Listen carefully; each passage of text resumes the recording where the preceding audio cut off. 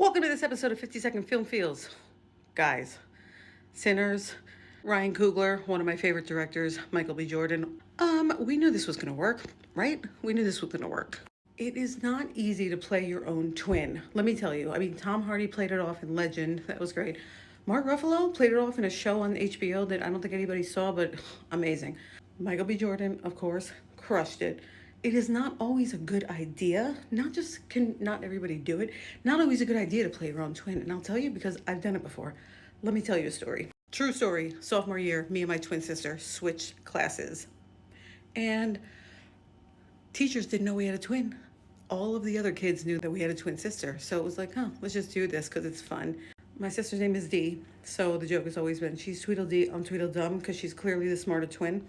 So she goes into my remedial math class that's made in sophomore year for second graders. And then there I am in her AP calculus, genius calculus class where they're learning about stuff that I've never heard of. Teacher calls on me and I was like, what the heck is a derivative? I've seen that movie before. Oh no, that's Divergent. I don't know. But anyway, messed the whole thing up, caused her to look like, I was like, I gotta go, I gotta get out of here. She didn't look right. I dipped and left, so she didn't get credit for that class. Not always a good idea to play your own twin. Okay? But if anyone can play it off, it's him. Let me tell you, this movie blew my mind. Everybody knows that I'm a big horror movie fan, but little known fact is that subgenres of horror, vampires, not my favorite. And you didn't even know this was going to be a vampire movie for the first literally hour. It's a little over 2 hours. The movie was incredible. This is my favorite movie to date so far. Best 2025 movie so far.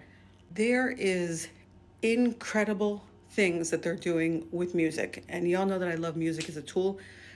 Not just that they have real musicians in the movie, but there's this whole blues thing going on. It takes place in the 1930s. It is so good. And I was like, as far as the story goes and the tone and the whole speed, I was not bored for 1 second of this movie. I can't remember the last time that happened. Not even with Companion. That was my favorite movie of this year until this happened. And even if you're not a fan of horror movies, you'll like this movie, I think, because it's not really outwardly cheesy and with the same old tropes that they do with vampire films. It's not really there. There's this one scene with the whole music thing. It reminded me a lot of The Color Purple because they're also the musical remake where they're trying to build this bar, okay? They call it a juke joint, just like they did in Color Purple. And I'm like, it's kind of the same exact, maybe 10 years later.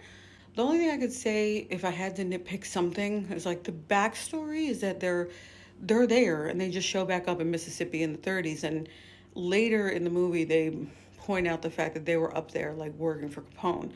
So, not that we needed to see it, we really didn't, but I'm could we have seen something with what they were doing up in Chicago before they came back to Mississippi? Nitpick, because it's not necessary, I'm just saying, but I loved it, 100% loved it. Well made, well produced, well written, well acted, all around.